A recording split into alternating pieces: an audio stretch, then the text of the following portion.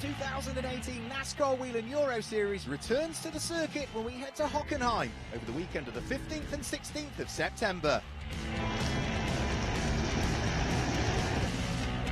An enormous crowd joined us for American Fan Fest in 2017 to see some NASCAR racing, some pure racing. There's even more up for grabs in Germany. It's the semi-finals of the championship, which means it's double points. Who's going to claim the win and take the checkered flag first? Who's going to get maximum points?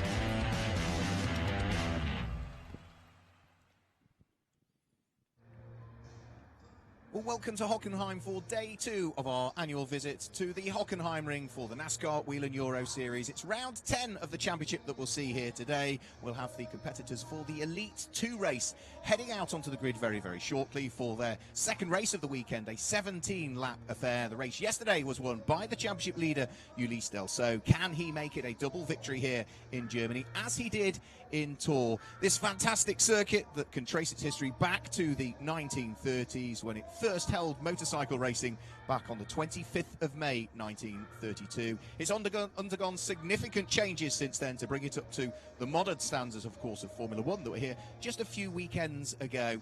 And we had some great racing yesterday here in Germany. So let's have a quick look back at some of the highlights from yesterday's races.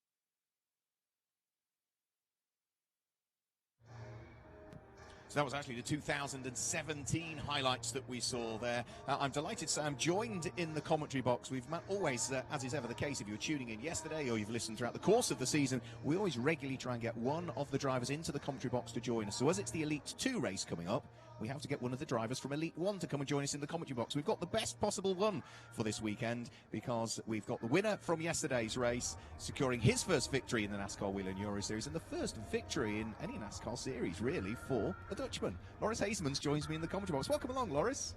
Hello, thank you for having me. Congratulations on the win yesterday. That's really the first thing we ought to be saying. You're still grinning. You're very happy. Yeah, it's a mega feeling, especially in my first year, being able to score a Euro NASCAR podium. It's absolutely great. And the great thing is, that's even better, you did it in the semi-finals, which means it's double points in the championship. Absolutely. I just saw the championship standings, and I went from P7, and I was P3 in junior. I went back to P1 junior and P4 overall, so I mean, I think top 3, top 2 in the championship, we still have a really good chance of that. And of course, you will start for your race later on this afternoon on the front row of the grid with the reigning champion alongside you, Alan Day. Yeah, I think it will be a very good battle. I think for everyone who tuned in yesterday, you saw until the very last lap, there was nail biting for me as well, believe me. So, yeah, but let's make it a good race today again.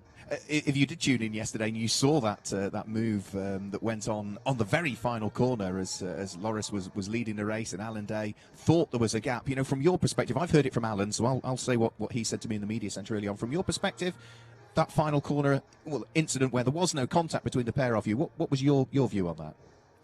Yeah, from my view, I mean, I was quite surprised that Alan attempted that because it was really from quite a distance as well.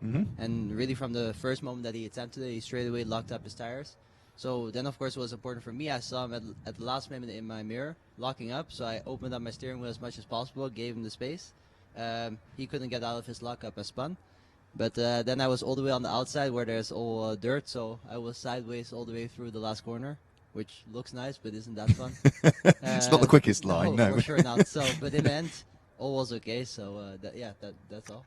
And that sort of matches what Alan Day said to me. You know, he's the reigning champion, and he absolutely held his hand up in the media centre earlier on when I said to him, Alan, what happened yesterday? He said he thought the move was on. As soon as he committed to it, he knew that the move wasn't on, and he said, I locked the brakes and I just ran out of talent, was what he said to me. You know, and he is devastated that that has happened. He said, it's so unusual for me to make a mistake. He's the champion. He knows it's double points.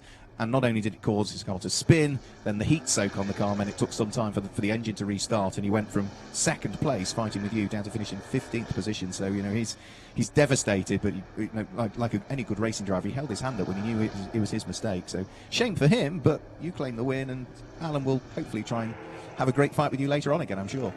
Oh no, absolutely. But Alan is a great guy. I must say, we did one race together before, so we get really well along. And yeah, for sure, like you say, every good racing driver, when they know it's their responsibility, they put their hand up and they just take the blame, and next time they improve. We'll see Alan Day's car out in this session. That will be in the hands of Ariana Casoli, as the cars are now heading out around the circuit, ready to line up on the grid. We don't see your car out, though. Dietrich Seisen's was originally on the entry list, but your car's not out in Elite 2. Yeah, that's right. So sadly, Dietrich couldn't make it to this race. So yeah, so I'll be running on my car alone this week. Is that, as a driver, is that a good thing, because you know that it's your car and it's not as though it's then in the hands of another driver that could get damaged? Well, I mean, not putting like blame on anyone. Yeah, no, it can happen to anyone. Yeah. Of course, like you run less of a risk, so it's always like that. So now it's a bit less stressful. If a big accident would happen, at least you know nothing really bad can happen. And it must take pressure off the team as well. Obviously, you're running with Hendricks Motorsport. It must take pressure off the team as well, because they know that, you know, if there were an incident in one of your races, they've got a longer period of time to rebuild it that doesn't compromise another driver. Oh no, absolutely, you're absolutely right. So you can see the cars heading out around the circuit. Beautiful day here in Germany. We have been blessed over the course of, well, since I arrived at the circuit on Friday lunchtime, we've been blessed with glorious weather. You can see that the grid is being readied for what is badged as American Fan Fest here. Semi-final 2 of the weekend, and it's round 10 of the championship. Semi-finals here. The finals will take place at the American Festival NASCAR finals in Zolder in Holland, and that will also be double points that will be available. So it's not 40 points for a race victory, which is what you get in all of the previous 8 rounds of the championship. It is 80 points for a race win. It's 70 points for second position, it's 68 points for third, and so on. It descends by a couple of points as we're double points from there. There are bonus points in each of the race to the driver that gains the most position. So from their starting position to where they finish the race, the one driver that gains the most places will gain, as it's double points, not 4, it's an extra 8 points, and that could come in handy in the championship, particularly for some of the drivers that maybe had issues yesterday, the likes of Pedro Bonet, who starts at the very back of the grid, didn't even do a lap yesterday. So if he can push on Loris, not only can Pedro get himself up through the order, but he could claim those 8 points for gaining the most places. Yeah, I think for sure that will be a very good person to watch. Pedro, we saw yesterday, was quite far out the grid. Sadly, wasn't able to finish the race, but today I think he will really be able to go through the field. So let's see how that looks. There was something broken on the back of the car of his car yesterday. That was why he retired on the very first lap. He thought he'd got a problem with the wheel. So as the car was recovered from the recovery crew, because he retired out on circuit, back to the pit lane. I'm not sure whether you've seen the video of it, actually, but they were kicking the tyres and seeing what was wrong with it, whether a wheel was broken. Then somebody leant on the body of the car, and the whole body of the car moved, and the wheels stayed where they were. So there was something significantly broken at the back end. Yeah, for sure. If that happens, it's not good. That's no doubt about it. So we can see the grid is lining up. Ulysses Delso, number 3, on the front row of the grid. We are based in the Baden-Württemberg Centre, which you can see on your screens there. Fantastic building. We get a wonderful view out of the windows, but the television producer also providing us some superb pictures from there, and you can see that with the many grandstands that we have here at the Hockenheim ring, that the spectators have been flooding in for American Fan Fest, and the grid will get ever busier as we look towards the build-up to round 10 of the 2018 championship. The cars are almost, I think, fully lined up on the grid as well. You can see just how beautifully clear the skies are here. But from our position, we can't see the cars on the grid, so we're reliant on the pictures to show us that the grid is beginning to form, and then we can guide you through the grid for this one. The grid is based on the fastest laps that were obtained in yesterday's race. So if you popped in the fastest lap of the race, you start from pole position for this second race of the weekend. If you popped in the slowest lap, or in the case of Pedro Bonet, didn't even complete a lap, so he gets a 0 time registered, he is at the very back of the grid, and that is the way that the grid will line up for this one very shortly. As a circuit, Loris, obviously you we're involved with free practice. I'm not sure whether you've tested here. I think you did test here a few weeks ago. A circuit you enjoy? Yeah, very much so. Hockenheim is really a great track. It's a mix of technical and high speed. So if you know the track quite well and you have tested here a bit, you can know that here and there you're able to drive a few different lines, and in the end, one you gain a bit on, one you lose a bit on. So it's really trying to find that right line and whatever suits also your car the best and also your driving style. What's the most important corner here, do you think, as a driver to get the ultimate lap? For me, I would say it will probably be coming out of turn 2. It's really mega important to get a good exit on the straight. I mean, sometimes you're a bit too eager with the throttle. You notice that the car starts sliding, and then you see straight away your lap time is gone. It's difficult, isn't it? Yeah, turn 1's a very fast corner. We see lots of cars that have been running wide there, so we've seen a few lap times disappear through qualifying and things. Turn 2's heavy braking right-hander at Bernie Eccleston Curva, and then from that you sort of have to squeeze the throttle as you blend in towards turn 3, but that propels you down the straight, or parabolica as it's known, before you head up into the double apex right-hand hairpin. So yeah, getting the good exit off 2 gives you the speed all of the way down the straight. We were talking yesterday about the program that's been set up to bring new drivers through into NASCAR, and that's exactly how you got involved in this championship, is it not? Exactly, that's correct. So at first the only real connection that I had to NASCAR was because of Anthony Kumpen. Basically, he was always telling us, come test with the car, come try the car. And I was focusing on the different championships. So at the time I was driving in TCR, then afterwards I switched to GT3. And I was like, okay, you know what, I'll sign up, I'll give it a try, let's see how it is. And I mean, from there on, it's really a decision I don't regret at all. I'm so happy with the decision. So it's a mega car to drive.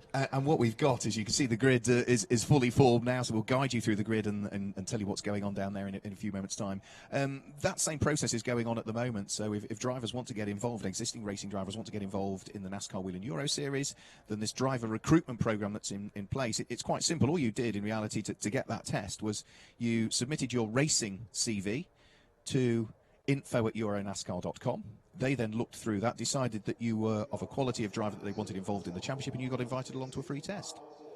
Exactly correct, and it's very different than most testing. So normally when you go testing in a championship, they kind of make you wait, and you can drive like 5-6 laps in the end, so you don't really get to know the car. Here it's just like, if you want, step in the car, drive some few laps, then you step into another car, keep on driving. So it's really a very different atmosphere. And I think for anyone coming from, whether it is from GT3, TCR, maybe even Formula cars, just give it a try, and I think you'll really like the car a lot. So if you want to get involved, yeah, just submit your racing CV, info@euronascar.com. There are tests coming up for the driver recruitment program in October, and you may well get accepted into that. So the grid is clearing. Let's just guide you through the cars on the grid.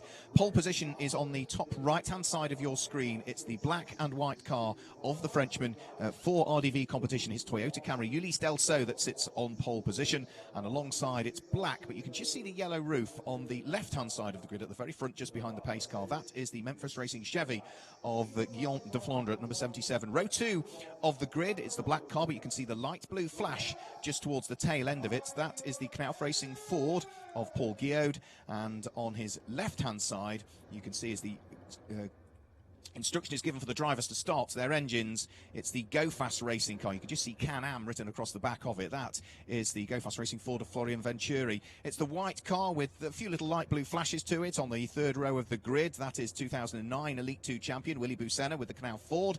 And alongside it is number 11. It's the PK Car Sport, largely black car from the angle we look at it, but it's yellow on the front. That is the Chevy of Felipe Ravello. And onto the fourth row of the grid, as the grid is now slowly cleared. It is the beautifully liveried, I think, for this weekend, Club Motorsport Ford of Max Lancer. It's sort of white and pink and light green. It's a very, from a commentary perspective, a very easy car to pick out. So I thank them for doing that for me this weekend. And alongside, it is the Racing Total Ford of Justin Kuntz, who we saw finish on the podium in the Elite 1 race yesterday in his particular category, which was the junior category. Onto the 5th row of the grid. It's the leading rookie that we've got on the grid. It's the number 91 Brax Racing Chevy of Belgian driver Tom Bonham, and for company it's another Belgian driver that sits alongside. It is the man who's telling you what it's like to come in the commentary box, because he did it at Brands Hatch. It's the Belgian Driver Academy Chevy in the hands of Maxime Pampel. So off they go onto their green flag warming up lap. Drivers to watch out for: Ulysse Delceau, certainly at Tour, he was unbeatable. He won yesterday. He's looking a quality driver, isn't he? And surely he's going to want to try and make a double victory here in Germany. Yeah, I think absolutely. Yesterday when I was watching the Elite 2 race, what really struck me is his opening laps. I mean, he is flying right from the get-go. He is right there, just continuing to fly. And then afterwards, he's really just managing, trying to put in that lap time nice and early, and then just trying to manage his tires for race 2, obviously. Yeah, it's sort of a subtly different process, isn't it, for if he's leading race 1 to race 2. Race 1, he knows he's got to get a quick lap in to get a good position for race 2. Race 2, if he gets the break early on, he'll surely just back things off, will he not, just to maintain that gap earlier? Exactly, and of course you don't want to over push on your tires as well, especially in race 2. Your tires are getting older and older. If all of a sudden the safety car comes out and there's a caution, you want to still have good tires. I mean, if you're over pushing, then after the safety car restart, you might be having some issues. So we'll see what Ulysse Delceau, what approach that he takes, as suggested by Loris Hasemans. There's a car at the back of the grid that had those problems yesterday, Pedro Bonet, who will be hoping for better things. It's been a troubled car, really, because it also retired in the hands of the Elite 1 driver, the British driver Alex Sedgwick, in his race yesterday. So leading the championship now on 323 points coming into this very race is Ulysse Delceau. 36 points adrift of him is the car that starts alongside him on the front row of the grid. That number 77 Memphis Racing car of Guillaume de Flandre is second in the championship. Third in the championship now, 42 points off the race leader, is going to be Wilfried Busenna. Busenna starts down on the 3rd row of the grid at the wheel of the number 37, largely white and light blue Canal Ford. You can just see him now weaving from side to side, and ahead of him on the grid, the number 32 Go Fast Racing car of Florian Venturi is the leading rookie we have in the championship. He lies 4th in the championship. These are the up-to-date championship points, but actually between Busenna in 3rd and Florian Venturi in 4th place, there's just 2 points between the pair of them, so it's rather close for 3rd and 4th overall in the championship. So with the cars heading around to the final aspects of the green flag warming up lap, it's just a case of trying to build some tyre temperature, trying to build some brake temperature as well into these cars, Loris? Yeah, absolutely. So some people have different techniques. Some do more weaving to try and get the tire temperature up, but you can also do it by very heavy braking. So yeah, it's really key also to have good heat in your rear tires, because first gear at the start, you really need to have that traction to try and get a good start. So yeah, let's see. So you see some people warm the tyres by heavy braking. That's because as you brake, you build up brake temperature. That heat radiates out into the wheel rim, which then penetrates the tyre and increases the pressures, yeah? Exactly, yeah, and the important thing is that also you have the heat coming from inside of the tire, so it's also the tire from the inside that's heating up. If you're just spinning your tires, actually what you're doing is just heating up the surface of the tire, the top layer. It actually takes much more time for the inside of the tire, the air inside the tire, to get warm. So here we are, they're now getting into neat 2x2 order. You can see just how close they are there. Paul Guillaume almost driving into the back of Ulysse Delceau. They were absolutely bumper to bumper, which is what they should be, bumper to bumper and door handle to door handle with the car, either to their left or to their right, depending on which side of the grid they are. And they have to stay in those 2 lines until they cross the start-finish line. It's not when the lights go out. They've got to wait until they cross the start-finish line, and the officials will be looking for any cars that jink out of the line before we get things going. 17 laps ready to go for round 10 of the 2018 Elite 2 division in the NASCAR Whelen Euro Series. Neat 2x2 order, lights go out, and it's a good start from Ulysse Delceau, but Guillaume de Flandre is trying to match him. There's cars just moving around to try and get track position. There's contact further back, and Max Lancer is going to hit the wall at the wheel of the car, and that is going to cause damage to his car, and Max Lancer is very easily out of the race there. The number 41 car, not quite sure what happened. There must have been maybe some contact mid-pack that just sort of pitched the car to the left, and off he's gone into the barriers before the first corner, and that may well bring about a very early safety car here. That is not what we wanted. We did have safety cars in yesterday's races, but anything was largely to do with an uneventful retirement of a car out on circuit rather than any incident. So a real shame for Max Lancer there. The cars in the meantime still continuing down towards the braking area for the hairpin, but it does look as though, yeah, the safety car is coming out, Loris. difficult to see what happened there because there was a big pack of cars, and when people are sort of moving around to try and get position, on occasions there's unfortunately just maybe a little bit of contact perhaps. Yeah, especially when sometimes you have a better jump start. So corner one is surprisingly tight. I mean, you do have quite a bit of runoff, but you have this big sausage curb at on the inside of the corner. So maybe if you're running free ride, just a little touch on the tires can cause the car to spin. Yeah, so it's such a shame for Max Lancer. That's the car I was talking about that I like the livery on, so I put the curse on that one straight away, didn't I? So new livery for that car this weekend, and well, for that number 41 car, it is only out in Elite 2. We were originally scheduled to have Fabrizio Amata driving that car in Elite 1, but I don't think Fabrizio has been driving it so far this weekend. So under safety car, we can see that the cars are sort of now just in neat order. Hopefully, once we get that car moved out of the way, it should be a fairly quick safety car period. Because it's the first lap of the race, we've not got any reordering or wave buys to consider, Loris. So hopefully it's a quick process. Yeah, I mean, let's wait and see. The car doesn't look too badly damaged. I don't think there's any oil or anything on the track, so it should be a short while and we can go back to green flag. As a racing driver, when you've sat on the grid and you've felt the nerves of it beginning to build up, and then you get going and straight away there's an incident, is that frustrating? Because you just want to get on with it, surely. I mean, I think the most important thing is that you just have to deal with it. Racing, it never goes according to plan, or well, never. Very few times, so you just have to adapt to every situation, make the best out of it, and see how it goes from there. Take it by the moment. I think there is another car also that is out. We didn't see it on circuit, but it would appear that Tom Bonham, the former world cycling champion at the wheel of his Brax Racing Chevy, has also disappeared somewhere on that first lap of the race. Now, Tom Bonan and Max Lancer were in a similar position on the grid. They were both on the same side of the grid. Max Lancer started in 7th, Tom Bonan started in 9th. So I'm not suggesting that anything happened between the pair of them, but they've both gone missing on the first lap of this race for round 10 of the championship. And for Tom Bonan, he was the leading rookie on the grid as well. So that is probably going to put Maxime Pampel as the leading rookie. And he's had a good start, actually. Pampel started 10th position. And now his car, which has got sort of the gold flashes to it, is up into 6th position. So he sort of avoided the trouble ahead of him and was able to gain a few places. That's super, and that means Hendrick Motorsport is already up into 6th place. So, you know, rooting for Max. As impartial as ever, yeah, Loris Haysmith. We had the same. Always. We had the same yesterday with.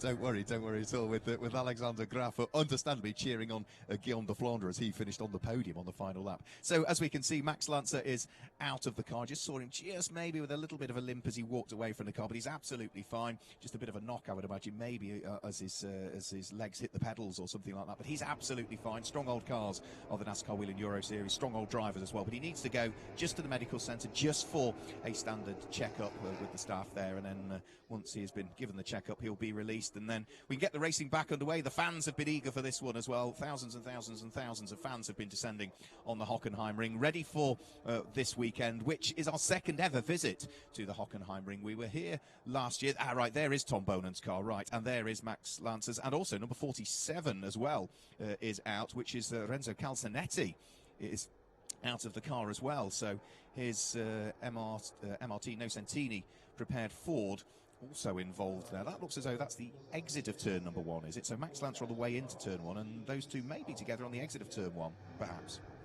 Yeah, it could also be that they had contact before, that maybe something broke on the car, and that afterwards, only once they turned into turn 1, that the problem started to reoccur and that they maybe lost the car. Let's see. So for Renzo Calzanetti, that means that he's out of this race. For Tom Bonan, he is out, which means that Brax Racing have got some work to do to try and ready that car for Mark Goosens, who is scheduled to drive that number 91 Brax Racing machine in the Elite 1 race. Did I just see Kenko Miura heading to the pit lane there as well? I think I just saw one of the white cars heading for the pit lane, and that looked like the Alex Caffey racing machine, the Toyota Camry, in the hands of the Japanese driver. But we'll keep an eye on that. So yellow flags, still full course caution here. The cars, as you can see, still weaving from side to side to try and maintain now their temperature in their Control BF Goodrich tyres, for which, again, as we alluded to yesterday with Alexander Graf, tyre preservation is a consideration. You get 4 brand new tyres for qualifying. At the end of qualifying, 2 of those tyres go to the Elite 2 driver, 2 go to the Elite 1 driver, which gives you 2 new tyres for your races. The rest are carried over from a previous round. So you can push, but you also need to consider, certainly on the Saturday when you're racing, that you need to have some decent tyres for the Sunday race. Exactly. That's why you see also in race 1 a lot of people start pushing really from early on, especially for the first few laps, to try and get a really good starting position for race 2. And then if they see that they really cannot overtake, they try to take it easy on the tires, because it's really vital for race 2 to have good tires, because if you push too hard on your tires, you can really feel it in race 2. And I haven't sort of had the opportunity to have a walk around the circuit, and I've not been here before. Is it a circuit that's quite abrasive on tyres, or is it reasonably kind to tyres? I would say it's not too bad on tires. It's not that you really feel the tire completely drop down, but for sure you still feel the difference between a tire that has done 15 laps or 20 laps, or a tire that has done already 40 laps. And as you were saying also, it's a circuit that's got a mixture of tight and twisty technical sections, but also some fast corners, and the fast corners tend to be right-handers, so it loads up the left-hand side of the car a bit more and wears those tyres more than the right-hand side. Yeah, correct. So especially the left front tire really gets a lot of strain. Also rear left side, but yeah, especially that left front really gets loaded a lot. Right, so is a little bit of reordering just taking place, because we just need to ensure that the order is as it was at the start of the race, except for, of course, those cars that have now retired. So it means that anybody that gained the places is going to have to go back to their original place, which is not good news, is it, for Maxime Pampel, now that they're going to reorder it, because that will put him... Well, he started 10th, he's up to 6th, but it will, and the reordering taking place, it will put him back down to 9th place, because, of course, Tom Bonham was one of those retirees. So, again, one of those frustrations that as a racing driver, when your spotter's telling you that, you just got to take it on the chin. You know it's going to happen. You've just got to accept that that's the rules. That's where you go back to for the restart and do it all again. But it does give Maxime Pampel the opportunity to have the inside line for turn 1. Exactly, inside line, and I mean, in the end, he started 10th. He's already now then 1 place technically up to 9th, so you can also view it in that way.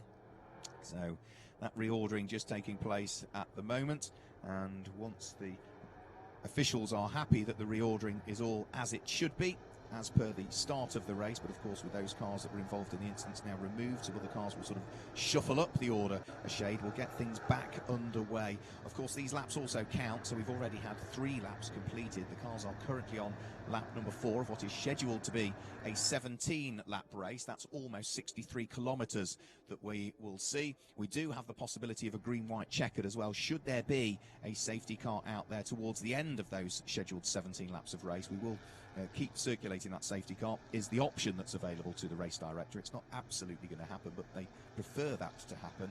And then we would see, once the incident has been cleared, if we've got past the 17 laps, we would see the green flag wave, 1 lap of racing, white flag next time round, and then the checkered thereafter to save us finishing under safety car. So Ulysse Delceau behind the Ford Mustang safety car at the wheel of his RDV competition Toyota Camry. That has been the car to beat so far this season. Ulysse Delceau has now claimed 3 wins at the wheel of that car, and the driver that drives it in the Elite 1 race, Fred Gabillon, has had a couple of wins so far this year. So that number 3 Toyota Camry has been a quick car all season, regardless of which driver's behind the wheel. Absolutely, they have a RDV competition, have a really strong lineup on the number 3.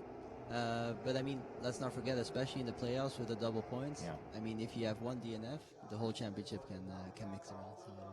So let's wait and see how it goes. And is that playing in your mind? You know, when you saw Alan Day coming up the inside yesterday, and you thought, crumbs, that if I turn in or he doesn't get the car stopped in time, there's going to be an incident. Is that what made you tighten up your steering wheel? If it was single points, would you have done the same? I think also now, being a few races down, that I also have more experience. I also know that at times you just gotta sacrifice a place, but in the end, at least finish. Yeah. I think finishing in this championship is vital. So, I mean, you learn the race by race, and I think, yeah, for example, yesterday, I for sure opened up the steering wheel, and I was like, okay, if Alan can make it, which I didn't think he could, but I was like, if he can make it, let him have the win, but at least let me be second, and then I can score some good points. Yeah, tomorrow's still a race. We have still Zolder, so. Yeah, you desperately want the win, but yeah, it's more important to finish. And as we say, you know, it's with it being double points, it is vitally important. I was alluding to yesterday, there's 12 races in this championship, but the points available in the first 8 races are exactly the same that are available in the final 4 races because of that double point structure, the way it works. So the crowd's still busy enjoying the sunshine, enjoying, well, what is frustratingly safety car here, full course caution around here at the Hockenheim ring for round 10 of the 2018 Elite 2 NASCAR Whelen Euro Series.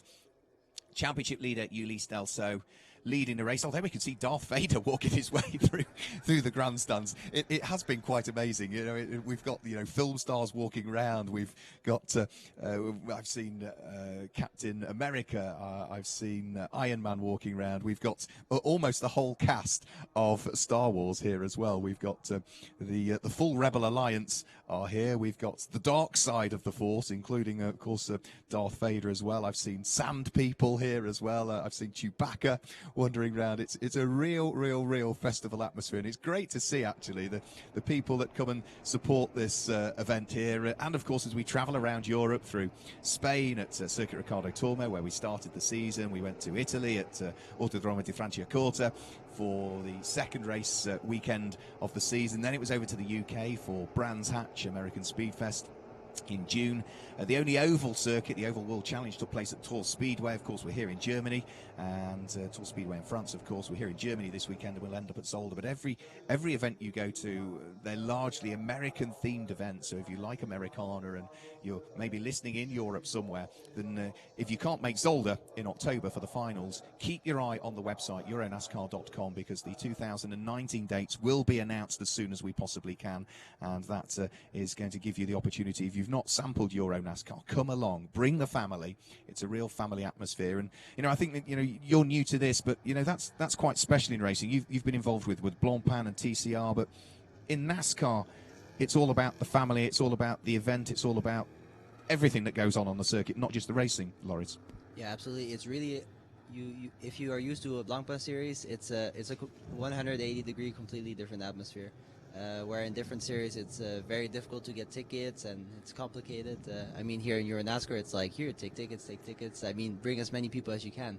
So, and also between the teams, I mean, you really see that teams, they're trying to help each other as well. Like if something bad happens, you will sometimes even see other mechanics from other teams helping each other out. So it's really nice to see that in a sport where in the end we are competing against each other, but we can still have good respect for each other and try to get to a similar goal. And it's, yeah, I absolutely agree with you there, because I've seen, yeah, the mechanics rolling their sleeves up and getting stuck in, helping other cars out as well that are having problems. And it's great to see, yes, it's a competitive environment, and yes, everybody wants to win and do as well as they can, but on occasions you just have to accept we're all there, all trying to do our best. And yeah, if you can lend someone else a hand, that's what makes it the special little family it is at NASCAR, whether it be this side of the Atlantic, whether it be the other side of the Atlantic as well, with the series that take place, the Pinty series up in Canada. We've got the series in Mexico, and of course the main series in North America as well. So the last little bits of reordering look as though they are just being done by the look of things. I just saw a shuffle in the order there. The light blue car of Francisco Parli, the Race Art Blue Motorsport machine, was just moved ahead, I think, of what was a car that was looking to try and get ahead of him in the race. Nicholas Risitano, I think, has just had to drop back behind as a result of the reshuffling that's gone on. So those two cars have now got themselves in the correct order, with one having gained on the original start. So hopefully we should see the lights extinguished on the safety car very, very shortly, if the last bits of reordering have been done. It doesn't look as though we are going to go green this lap through. We have got, at the moment, 5 laps completed of the scheduled 17, which means they're on lap number 6 at the moment. And let's hope that maybe we don't have any further safety car periods, because we've only had half a lap of racing so far. When the spotters are doing all of this and race control the reordering, is your spotter continually giving you the update as to where we are in the process and how long to go? Yeah, for sure. So there's always a connection between my spotter and the race director. So we always try to have that connection, and he tries to tell us how or what we do. So the Whelen lights have gone off on the top of the Ford Mustang safety car, which means as the cars now head into the Motordrome section of the Hockenheim ring, so the stadium section, up towards Sachskurve they will go, and then from there around Sudkurve, which is the final corner, and then we will be able to get this race fully underway, hopefully without any incident. 3 cars that we have lost. We've lost the 91, we've lost the 41, and we've lost the 47 in this race.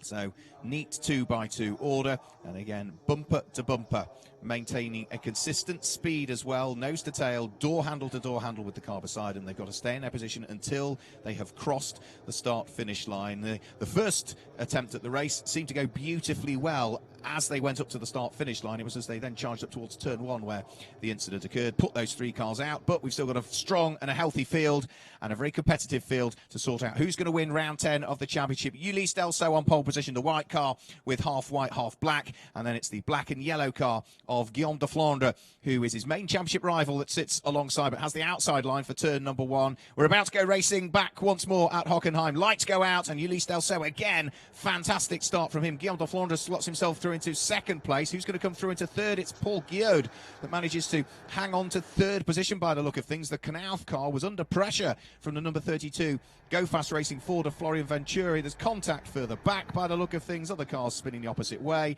and that is the number 10 car of Carmen Boitz-Gilles that is out, and out with her is the number 56 car from Cal Racing by the look of things, and that hopefully means that, okay, there's debris there. Oh, number 9 was involved as well, which was Simone Loretti. So Simone Loretti and Thomas Friesch also involved, but they've all seemed to got going again, so hopefully a bit of debris, but no need for a further safety car, Loris. Yeah, hopefully they can quickly clear out the debris and we can continue this good race. It seems really good so far. They're really close together and battling for the lead, so it looks like a little pack of 3, like fighting for a lead. It's nice. It certainly does, doesn't it? Yeah, a little bit of overtaking just happening there as they went up towards the area of the Mercedes Tribune, but it is Ulysse Delso that is out front and leading the race. The Toyota Camry continuing to lead. Good squabbles going on further back. We're side by side by the look of things. That is Advet Dioda, who was side by side with Gilles Linster. Gilles Linster is going to join us in the commentary box later on. Advet Dioda joined us in the commentary box yesterday as well, and it looks so the number 44 Cal Racing machine of the man from Luxembourg, Gilles Linster, is through, and then all over and onto the grass with a big mistake. That was the number 1 Alex Caffey racing car of Jesse Vartienen, the Finnish driver, new to the championship, who is now going wheel to wheel with Gilles Linster as they come out of Sachskurve, and that delays the man from Luxembourg. Race leaders up towards turn number 1. Ulysse Delso looking to try and do what he did yesterday, get the break earlier on. He's got 0.6 of a second gap between himself and Guillaume de Flandre. Yeah, it seems for sure like now he's not able to go away like he was in yesterday's race. So the other 2 are really doing a good job of trying to hold on to him, and I think that's really vital for the rest of the race. If you can continue to apply pressure, hopefully you can make the guy do a mistake and take advantage of it.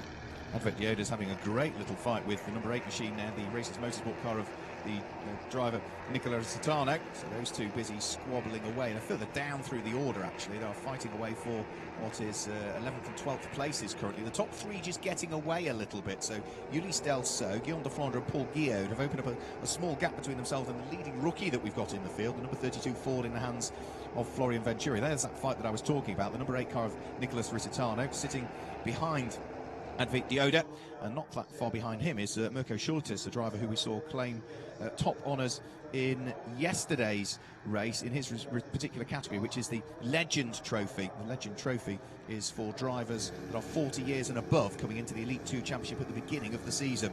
Mirko Schultes in his first weekend of racing this year. He's been a regular in the NASCAR Whelen Euro Series since about 2013, but dovetailing his commitments with what he does over in America. He resides in Florida nowadays, but first time back in the championship this year, straight onto the top step of the podium in the Legend Trophy yesterday as he finished a little bit further down through the order. Leading pair now getting away. Paul Guillaume has been dropped by the leading pair, so Ulysse Delso and Guillaume de Flandre now pairing up, and Paul Guillaume is just starting to fall away and into the clutches of Florian Venturi for 3rd and 4th place.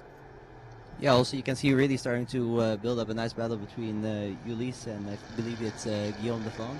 So Guillaume de Flandre really putting some good pressure on Ulysse. You can see he had a really good run out of turn 1, and straight away Ulysse had to go and defend. So what's also really vital is not trying to over-defend. Sometimes over-defending can also cause you to make a mistake because you're looking so much into your mirrors.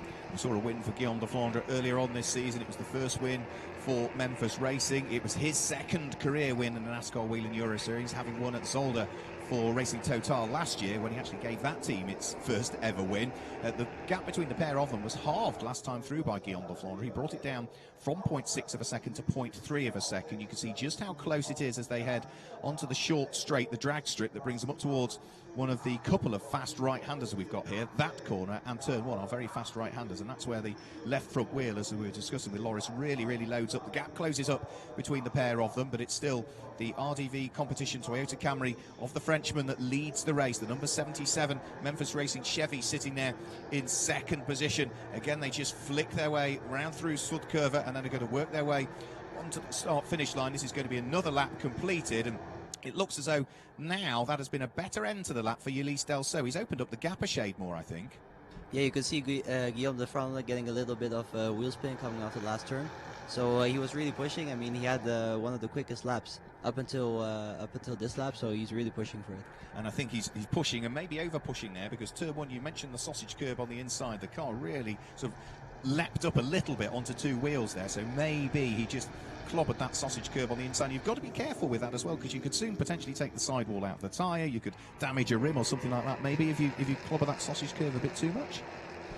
Yeah, it is for sure a kind of a preference, because I'm also one of the few drivers that really fully uses the sausage curb. So maybe for the car, not the best thing, but for me that seemed to work so far. It seemed to be very quick. So that, yeah, it's really personal preference. I mean, some people decide to not take it and try to carry some more speed in. Some people take it. So. Don't give all your secrets away. Don't give all your secrets away. Absolutely. There's Pierluigi Veronese. Pierluigi Veronese having a fight with Jesse Vartiernen. Those two are fighting for 9th and 10th position.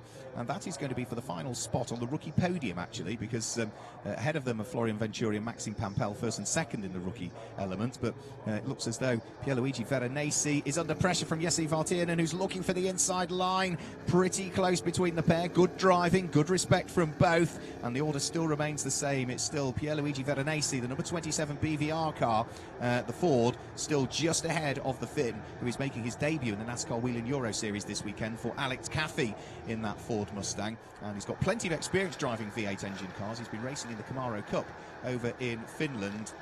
And I've got to say, both himself and Henry Tuamala, who drives that car in the Elite 1 division, have made good impressions this weekend in the NASCAR Whelen Euro Series. A bit like yourself, Loris, beginning of the season. It's nice to see new drivers coming in, isn't it? Absolutely, it's great. I mean, great for the championship. You see also a lot of young drivers start to come into the championship, so of course that's great. You have at the same time like drivers like Anthony, Mark Gosens, that are the really experienced ones, and then the young drivers trying to compete with them. So it's really nice. I like the way you're referring to young drivers. You're only 20 yourself, so you're 21. You're including yourself in the young drivers. I hope still. Yeah, still getting old. I think from 17 is the youngest driver we've got in the field in any one of the categories this weekend, to 67 is the oldest. That's the kind of age range that we're looking at. A mistake further back, bouncing over the curbs is Advait Dioda as he tries to gather up the Dexwet DF1 Racing number 99 car. He just got the Chevy back under his spell before it sort of managed to slip too far away from him, but that has cost him 2 or 3 places as a result of that one. So the number 99 car that was in 13th, I think, is probably going to come through at about 15th or 16th at the end of the lap, and that's all it takes, isn't it? That's a difficult corner. You're braking from high speed down to one of the slowest corners, and if you don't quite get it right, off you go onto the grass, and by the time you've rejoined in the competitive field, you've not just lost one place, you've lost a handful. Oh yeah, absolutely. Everything is so close together. The smallest mistake costs you a few places. What I'm just seeing right now is that Ulysse Delceau is really starting to fly. So Sector 2 is driving purple, and what this could mean is that maybe in the beginning he was struggling because he might be driving with very low tire pressures. Of course, low tire pressures means you're going to struggle more in the beginning. Your grip is not going to be there right away, but for the long run, for the long race, it might be better. Here's Willy Bucena looking to try and squeeze his way past Felipe Ravello. Again, pretty much door handle to door handle. That was up at turn 2, Bernie Eccleston curve. From there, they flick towards the left and then start to work their way down the straight, and we'll catch them just as they head in towards the braking area for the hairpin. Felipe Ravello, for the moment, has hung on to 5th position. In 6th place is still Wilfried Busenna, who needs to watch his mirrors now because he has got the number 46 car closing in all of the time, and that is the Racing Total Ford in the hands of the German driver Justin Kuntz. There's no shortage of support for Justin here this weekend. He's the leading German driver that we've got in the field, as you can see at the bottom left-hand corner of your screens, down in 7th position. We gather from race control that the safety car restart is under investigation. We know no more than that at this stage. The officials will be looking at the video footage of the restart, and then if they need to make a decision, they will do so, or if not, they will confirm that all is good with that safety car restart. As Felipe Ravello takes a wide line through Sachs Curve, that might just allow Willy Busenna up the inside, but just managed to get the move covered off. And well, frustratingly, Wilfried Busenna, there's not a great deal he can do. Looked as though Felipe Ravello there maybe just a bit too deep into the corner, which pushed him wide off the apex. Well, actually, just right now he had a really good exit out of the last turn. So let's see. Up towards turn number 1, Ravenel Curve and Wilfried Busenna side by side again. Great driving from the pair. Wow, I think really nice driving. Felipe Ravello may be a little bit wide there coming off the corner, but that was probably to avoid contact more than anything else. I think Wilfried Busenna's probably got the quicker car, but if Felipe Ravello can get cleanly off the corners, it's difficult, isn't it? For sure. I think Wilfried Busenna will now get a good run up again. Yeah, he can pull in.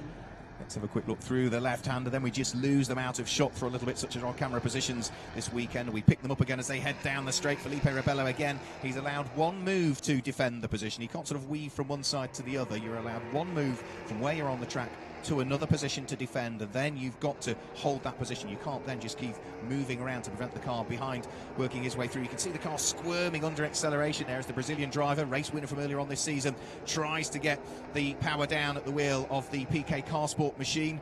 Willy Busenna, who won the first 2 races of the season at Valencia, desperate to try and work his way through from 6th place up to 5th. He's got a good run coming down the drag strip, a proper drag race between the pair of them. Can he hold it?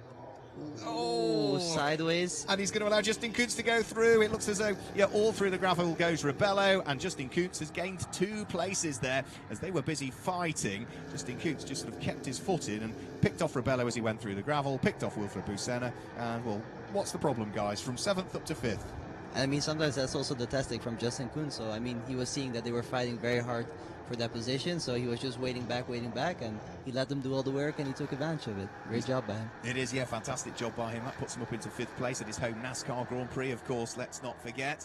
But, of course, he's now got Wilfried Busenna behind, so Busenna didn't lose a position, and that was fantastic racing. That's pure racing, isn't it, really? NASCAR racing, as they head over the start-finish line already, up towards turn number 2, Bernie Eccleston Curve onto the brakes, this heavy braking right-hander where they then gently squeeze the throttle. A big mistake, and that is Simone Loretti that has had a spin out on the circuit. No damage to the car. That was coming through the fast right-hander, I think, wasn't it, at the end of the drag strip, and the next corner will get up to his Sachs Curve. So yeah, just a little bit of cosmetic body damage there, Loris, isn't it? Nothing to worry about.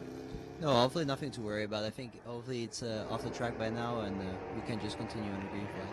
And of course, with it being a left-hand drive car, that might just obscure his view in towards the left-hand corners, and to not be able to pick up the apexes, perhaps with that bodywork sticking up in the air. Yeah, absolutely. The moment your body parts sticking up and your vision, I mean, it becomes more and more difficult, and obviously you want to continue to push, but yeah, it's a risky situation.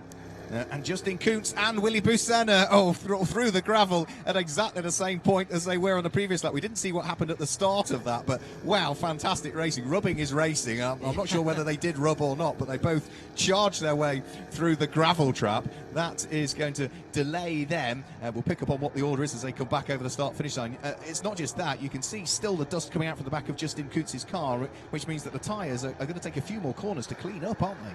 Oh, absolutely. I mean, you will have it for a half a lap, you will feel it.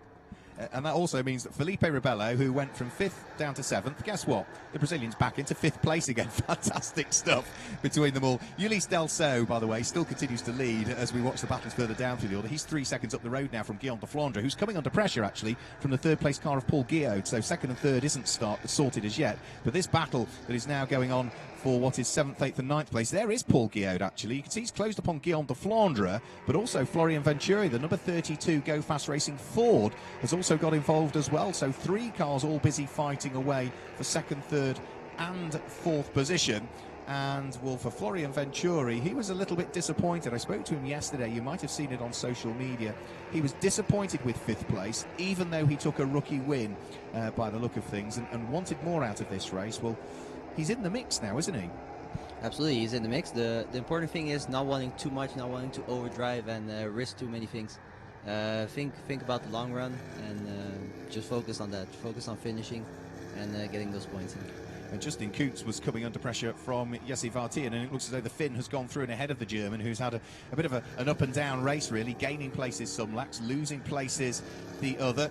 And as we look towards, Jesse Vartian has most definitely gone through. Justin Kuntz is now losing places all of the time. The next of the cars that's looking to try and pick him off is the 9th place car, the number 27 BVR Motorsport car of Pierluigi Veronesi. Otherwise the German might lose a further place if he's not careful. So we're now on to lap number 16, 2 to go. Black and white warning flag being shown for a couple of cars with regards to circuit limits, I would imagine. Further down through the order, that's Francisco Parli, who's made a little bit of contact, and I think it was the number 33, was it not? Yeah, which was Ian-Eric Varden. So Francisco Parli, what a shame for Francisco. A couple of times to... Right, okay, here we go. Another 360. Yeah, let's go for another one. That's more like a 720. It was Ian-Eric Varden, the Mitsubishi Motors car, that he made contact with. Luca Lasser scheduled to drive that car later on. The two of them were sort of rejoined at a similar position, actually. Damage to both of them. Oh, right, okay, Parli's got a puncture, hasn't he? Front left puncture. So. Yeah, hopefully you can continue to the pit lane or put the car somewhere where it's safe and out of way, and then we can continue racing. Yep, we can still see the green flag, so hopefully it's all good. Yeah, no, sensible driving there for Francisco Parli. Former runner-up in the two-wheel drive European Rally Championship was Francisco some years ago, his first season of racing in the NASCAR Whelen Euro Series. So there's just a lap and a bit to go between potentially Ulysse Delso and his 4th victory on the trot, which would be an amazing statistic for the 2018 season, particularly when you bear in mind it's double points this weekend, not 40 points for a race win, it's 80 points for a race win, and that would really strengthen his stranglehold on the championship. Over the start-finish line, 1 to go is what it shows on the board, and he's got the gap that he wants now, so surely on this last lap it's just a case of, with 1 3/4 seconds advantage between himself and Guillaume de Flandre, his main championship rival, just make sure you don't make a mistake, you don't snatch a break, and keep the gap roughly where it needs to be. Exactly. I mean, if he in the end he finishes with half a second in front or with 1.5 seconds, it doesn't matter. A win is a win. So if he can keep it clean this lap and try to bring it home, he'll be victorious. Guillaume de Flandre is still there in 2nd position at this stage. Paul Guillaume is there in 3rd place, the number 73 Knauf Racing car. Florian Venturi is on for another rookie win, but isn't going to feature on the overall podium. Number 32 Go Fast Racing Ford is 4th. Felipe Ravello, the Brazilian driver, who's had a busy old race, is there in 5th place. And Willy Busenna, number 37, the second of the Knauf Fords, completes the top 6 at this stage. The leading driver in the Legend Trophy, once more, looks as though it's potentially going the way of Mirko Schultes, as Guillaume de Flandre all of a sudden drives his way right the way around the outside of Ulysse Delso. I think he might have a puncture or something, because he was really, the car was moving everywhere around, so... Well, I mean, what's happening? He's losing places to Paul Guillaume. The most important thing is he gets the car round, gets it to the checkered flag. If he's off the podium, it's not a problem. Is it a right rear, maybe, that's looking as though... I did think as he went down towards Parabolica in the hairpin. A spin. Oh, no, a spin for Ulysse Delso. No, can he get out? Can he popped in the gravel, and he's not going to get out from there. That is a big, big potential change in the championship order there. The checkered flag's being readied. Sorry to cut across you there, Loris, but it does look as though Guillaume de Flandre is on for his 2nd career win in the 3rd career win in the NASCAR Whelen Euro Series, his 2nd career win for Memphis Racing. Over the start-finish line he comes. Paul Guillaume will finish in 2nd position, and Florian Venturi will take 3rd place and be the leading rookie over the start-finish line. Felipe Ravello, the Brazilian, a race winner earlier on this year, finishes in 4th place, with Wilfried Busenna, number 37, in 5th place, and completing the top 6 is going to be Jesse Vartianen, the Finnish driver. Great racing, and well, you've got to feel sorry for Ulysse Delso. He did everything that he could possibly do, Loris, but... Yeah, he did everything right. He was driving, he was every lap a bit quicker and quicker, and I mean, such a shame. I mean, we were just saying, the championship, it can just change around so quickly. Now with the playoffs especially, I mean, he's not able to even rejoin, so he's gonna have to finish last, so what a shame. Yeah, it will, and it will mean that we haven't fully done the maths, but Ulysse Delso was only leading by 36 points, so that's probably going to put de Flandre into the lead of the championship now. It's funny because just as you picked up on Ulisses' car slowing down and wondering if there was a puncture. As he was going down Parabolica and into the hairpin, I did think that the right rear just looked as though it was a little bit flat, and of course he gets to the next of the corners, which loads up that right hand side of the car, and the car spins straight around. So confirmation of the results. It's a win for Guillaume de Flandre, his second of the season, his third of his NASCAR career. Second place goes the way of the number 73 Ford for Knauf Racing of Paul Guillaume, and in third place it's the Go Fast Racing Ford, number 32 of Florian Venturi. Fourth place is number 11, Felipe Ravello for PK Car Sports. And in fifth position, it's another Knauf Ford Mustang, number 37, Wilfried Busenna, of course, a former champion in Elite 2 in 2009. In sixth place, it's number 1 for Alex Caffey Racing, the Ford of Jesse Vartiernan, the Finnish driver. Seventh place in the end for Pierluigi Veronesi. Eighth place goes the way of the number 46 car in the hands of Justin Kuntz in the end. Ninth place for number 8, which is Nicholas Risitano. And completing the top 10, the driver that would join me in the commentary box for the Elite 1 race later on, number 44 for Cal Racing, Gilles Linster. Hugo Beck, number 51, was in 11th place. 12th place goes the way of number 70, Mirko Schulstis. So that means that he also secures top honours in the Legend Trophy once more, as he did yesterday as well. 13th to the car of Advait Dioda. 14th in the end, rather disappointing, I would have thought, because he was right up there in the early stages, Maxime Pampel. 15th for number 78, Jerry de Vert, ahead of Eric van Waarden, who was there in 16th place. Ariana Casoli finishes in 17th place, so that means she secures top honours in the Ladies' Cup for only the third time so far this season. The 2016 Ladies' Cup champion finishing ahead of Carmen Boit-Schill, who had a spin which dropped her down through the order. And then it was Thomas Fritsch, who will be the last of the cars that ultimately took the checkered flag on the lead lap of the race. Ulysse Delceau, of course, non-finishing, and Simone Loretti was a lap down the number 9 car. So it was a flat right rear tyre that pitched Ulysse Delceau into the gravel trap. It looked as though he'd got everything done correctly. Motor racing can be a great sport when you're on the top step of the podium, but it also deals some cruel blows. And I think it can be absolutely brutal. I mean, like a situation like this, you do everything right, and it's just out of your hands. I mean, a right rear flat tire. What a shame. So we can see that the cars are heading down into victory lane. There is Florian Venturi's car into victory lane, and Guillaume de Flandre is just trying to take up his correct spot into the victory lane. And once the officials have sorted out exactly where the cars are going to park, ready for the photographs and the podium presentations, then we can then look forward to hopefully grabbing a quick word with our race winner. Don't forget, we've got the Elite 1 race coming up later on, and I'm sure many of you, if you have been watching this Elite 2 race, will be tuning in for the Elite 1 race. There's only one car. We want everybody to cheer on in the Elite 1 race, isn't it? Your car, having claimed the victory yesterday, you'd love to do the double, wouldn't you? Absolutely, I would love to do the double, but I mean, let's see. We have to think about championship as well. Yeah. Especially now that we're placed quite good. Junior, we're placed first, or I'm placed first, overall P4. So, I mean, it's always difficult to say ahead of time. You just have to take it, like you see motor racing, by the moment. I mean, what an action-packed race we had today. So the driver's the same. They have to adapt at every second to the circumstances. So, I mean, that's probably what will happen too in race 2. Well, we wish you all the best in that as well.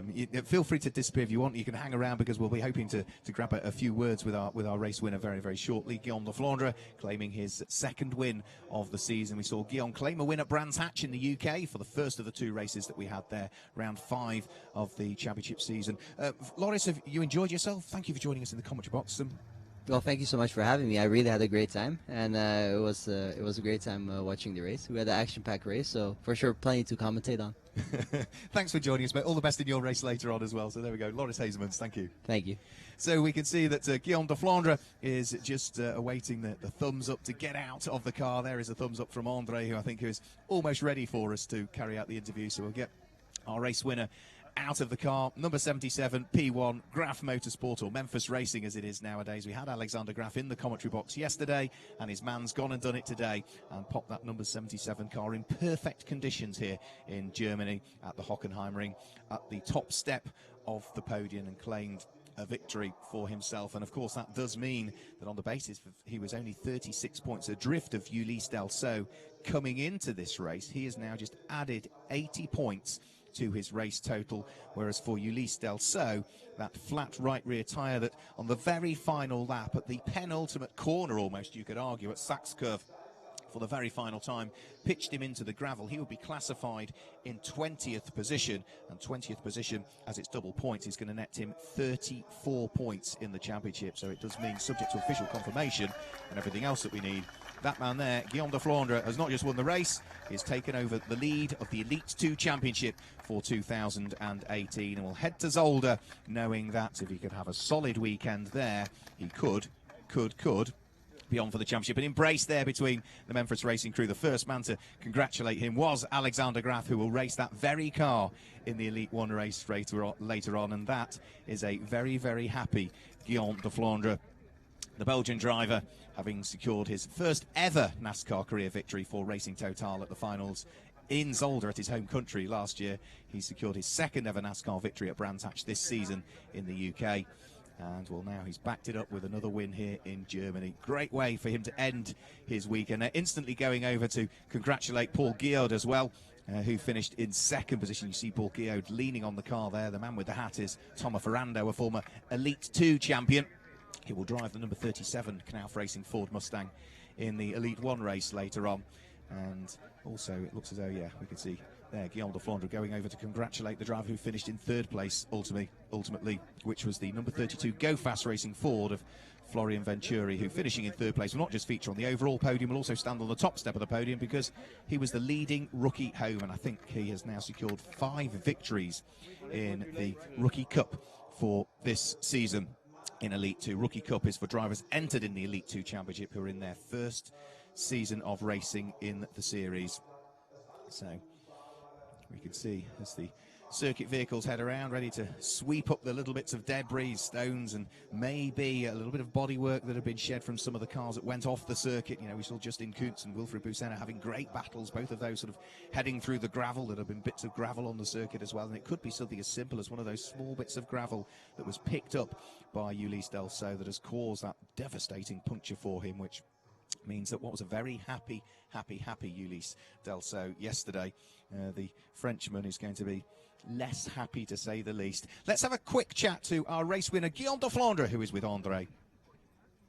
Guillaume de Flandre, what a crazy race in the last lap. What happened? Yeah, Ulysse Delceau exit the corner a little bit too outside and your flat tires.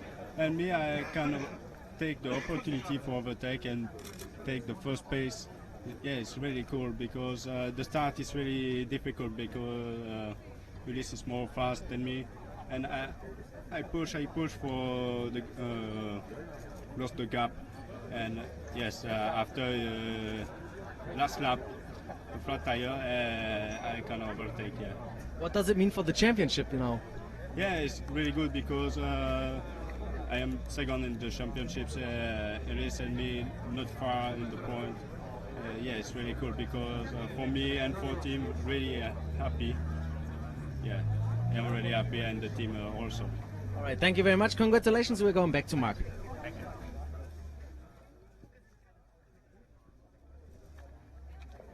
So great to hear from our race winner there, Guillaume de Flandre. A very, very happy man indeed, as will be the Memphis Racing team. And, well, as we say, that now puts him in a very strong position as we head towards the American Festival NASCAR Finals at Zolder over the weekend of the 20th and 21st of October. So that's it for the moment from the Hockenheim Ring. Don't forget, we've got our Elite 1 race coming up later on this afternoon for round 10 of their championship. If you want to join us, then we go live at 2:20 p.m. Central European time. If you're watching in America, thank you for joining us. You'd have had to have set your alarm very early in the morning for this race, but go back to bed, have a few hours sleep, and set your alarm again so you're ready to go. Eastern time in the US, we go live at 8:20. From Laura Tasermans, who joined me in the commentary box, and myself, Mark Werrell, enjoy your rest of your day wherever you're watching around the world, but don't forget, be back with us for the Elite 1 race later on in Hockenheim Ring.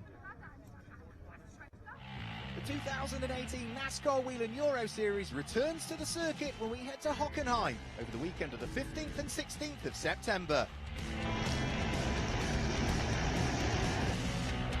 An enormous crowd joined us for American Fan Fest in 2017 to see some NASCAR racing, some pure racing. There's even more up for grabs in Germany. It's the semi-finals of the championship, which means it's double points. Who's going to claim the win and take the checkered flag first? Who's going to get maximum points?